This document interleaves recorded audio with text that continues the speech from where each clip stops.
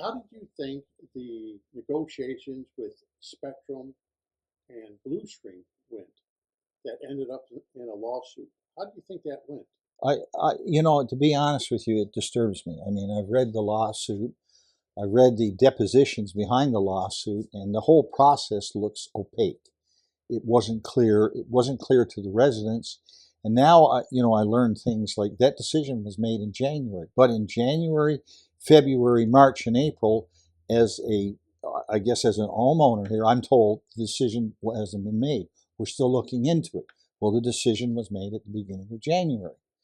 Now, there's a lot of people who've got a lot of interest vested in fiber optic. I was putting fiber optic in as an engineer doing design back in the 1980s. It's not new technology. The new technology now is coming from the satellites up in the sky. Okay? Fiber optic allows you to transfer a significant amount of data, more data than what you have on twisted pair, coaxial cable, and other means. Absolutely does that at all. But when the signal comes into your house, I can assure you that you've got a photoelectronic converter that converts it from an optical signal into an electrical signal.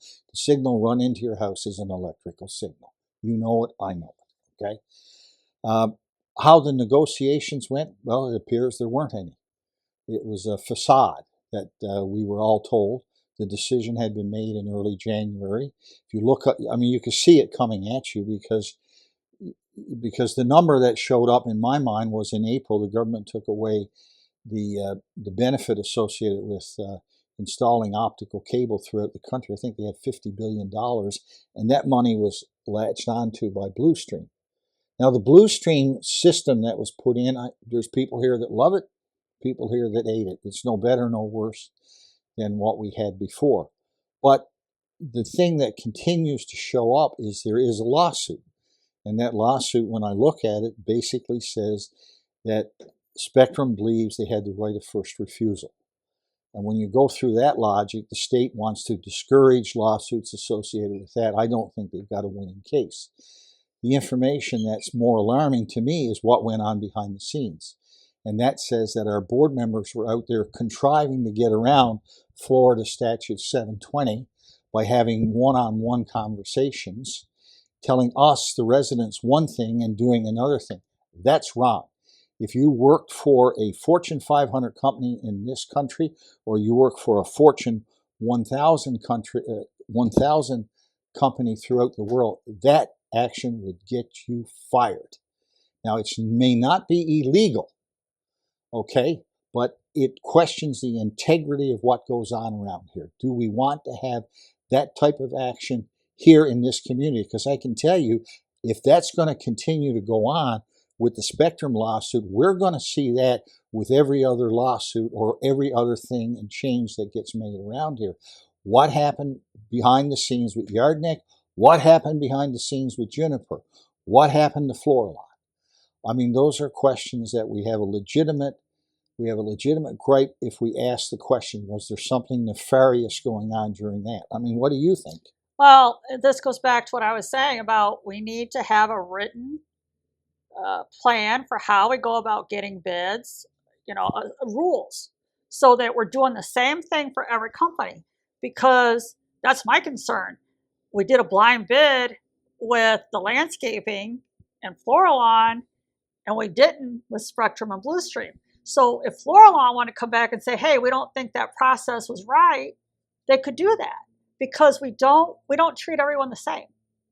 We have to have a written plan for how we obtain bids, how we present them to the community, and how we roll the new service out. I agree with you. We don't have anything in writing or any plan in place. We're just winging it, basically. The thing that disturbs me about this process is we were told one thing, but we were doing another.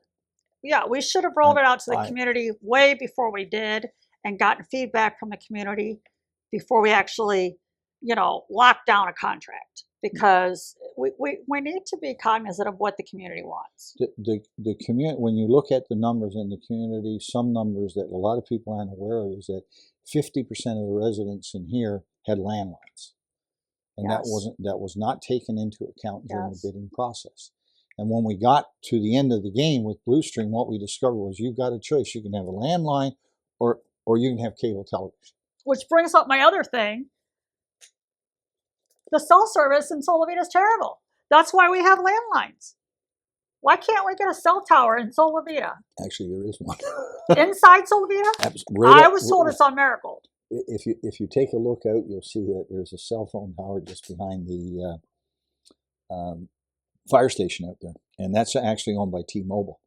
And you can actually go. I was told that they just put one on Marigold, but I'm gonna tell you, back here in the back, yeah, we still have terrible cell service. You can go online and identify every cell phone tower within a couple of miles. I mean, everyone in the country, and they're owned by. I'm trying to remember the name of the company. My cell service has improved since I moved here, but it's still not great. Well, I have a booster in the house that boosts my signal. Yeah, I do too. And when I lose Bluestream, which is quite frequently in my house, I've had them over 6 times now to fix what I refer to as an ongoing problem. As I learn as an electrical mechanical engineer, I may know more than some of the people coming in the house. But what I've learned in essence is that if I lose Bluestream, I simply go on T-Mobile, and I get better service on T-Mobile than I do with Bluestream at times. Okay, you talk about a booster. How can people get this booster that you're talking about? You contact your provider, and if people need to know who the provider, how to make the call, you simply call up their 1-800 number. You identify yourself as a customer. They'll send it to you, and if you want to install it, it's not that hard to install. You simply plug it into the wall and you put it up in the window where you get your best signal. You'll see how effective it is, and it will boost the signal within your house. I've got 2 boosters in my house. That's the kind of thing that would be nice if we had a social media page that we could post to. Little things like that, we could just post it. People are calling and emailing our management, Evergreen, Rudy, all the time with questions. If you got a question that's being asked over and over and over again, you could just put it on the social media page and people could search it. Absolutely. I think that would take a lot of work off of our management staff. We have to think of new, innovative ways to communicate with each other. I agree. We need to do a better job of helping the residents in here, and we need to create a higher sense of urgency than what we currently have at getting things done. Absolutely. No doubt about it. Because if we don't come up with some better ideas for our volunteer system, for our communication system, we're going to have to hire more staff. And that costs all of us money. So we've got to learn how to do things efficiently. I agree. Yeah, I can't disagree with that. What do you think we could do to be more efficient? I think we need to streamline our employees. We've got a huge staff, especially on the club side. Club side, what was it, almost $5 million in fees? And I had a meeting just over a year ago when Castle came in. I had a conversation with him because there was a lot of problems. Employees weren't turning up in the morning to open gates, just a whole series of issues. Now, I'll give them credit. The young girl that's in here doing the work now has improved things significantly. I will give her full marks. There's no doubt about it. But when you sit down and you ask the question, do you have an organizational chart with clear responsibilities, accountabilities, and authorities on it? The answer is we got something.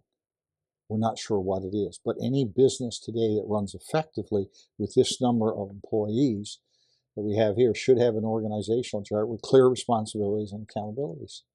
Well, I don't believe we have that. I mean, there are some people in here, in all honesty, the young girl that handles the line downtown, you call her up. I mean, she gets you an answer right now. Concierge? Yeah, concierge office. I mean, Shelley, right? Yeah, Shelley. And Shelley is absolutely fantastic. And I tell her that every time I go down the stairs. She does a great job. There are other things down here that we need to streamline. There was a gentleman that actually came online a couple of days ago, Bill Dalton. Now, you can take Bill's name out if you want to. But Bill made the suggestion, we really need to take a hard look at how we're managing this place, because some of the guidelines and rules we have in place were put there by Taylor Morrison, Right, associated with how the place should look because they were selling houses. exactly. And some of the things that we're doing, we don't need to be doing anymore, Mhm. or we need to streamline them in one fashion or another. Exactly. You know, these are things we need to have a critical eye on to make sure that we maintain the aesthetic look of the place and we do the right thing, but at the same point in time, we don't impinge on the rights of the residents. You know, the laws that are out now, there have been changes made to the laws where you can't tell a person what to do in their back garden anymore. There is. But Wow. I can tell you that there are people that still think they're going to tell me what I'm going to put in my lanai behind my house that you can't see from the road. Mhm. The law says you can't do that. Well, and when I started out in business, originally I was a real estate agent for a huge developer in the Chicagoland area. And the first thing they did was take us in and train us to do things their way. And my first mentor gave me some really valuable advice. He said, always have a goal. Have a goal for your day, for your week, for your year. In real estate, that's what I did. I think what SoliVita has to have is goals set for 1 year, 5 years, and 10 years. Because if Absolutely. you don't have a clear goal to work towards, you're just kind of all over the place. You know, you have to have a plan. You have to have goals and you have to have key measures of success. Yes, We don't exactly. do any. And that keeps you on track. Absolutely. And you know where you are. automatically, by You know where nature, you are. just Yeah. makes you more efficient. Yeah. So I think that we need to have that as a community. But we also need to have a lot more input from the community. And I think if we did, people wouldn't get so upset. They wouldn't be on next door hollering and screaming if they were actually being heard. You know, it is something I see in the meetings that bothers me, and that is the negativity, the abuse that some of the residents get in those meetings. That needs to shift and change. I watched that debacle in the last meeting with Lita Epstein. And I mean, if you did that in a business in North America today, you'd have a lawsuit Yeah, from that was scary. the employee. She would sue your ass, Mhm. rightfully so. And we need to be able to sit down. We need to be mature enough and old enough and have strong enough leadership capabilities that when someone comes in and tears your butt up, you sit there, look at them and say, thank you for the feedback. You get what their key points are and you move on. You don't sit there and lecture them. You've got to learn to be in that. You know, the reason why we're having these 3 and 4 and 5 hour meetings where people are really upset is because they're frustrated. They're not hearing. Because they're not being heard. They're not being communicated. And and so of course they're going to get upset, which is why I like to see we have all these committees. Yep. And the committees all know what's going, like if you have a landscaping issue that you're really upset about, you should be able to go to the landscape committee and say, this is what's going on. What are you going to do about it? And they could answer that. Yep. And then you would never have to go to a board meeting and stomp and scream. Yep. Because you're heard. But now if a landscape committee, if they drop the ball, then you can always go to that board meeting. So there needs to be a chain of command, basically. And I think that your first stop on that chain of command should be a committee level. So we would have to reorganize our committees and make up standard rules for each committee and how it's managed. I think that's the best way to go. And that's fair. Yeah. I don't have a problem with what you're saying.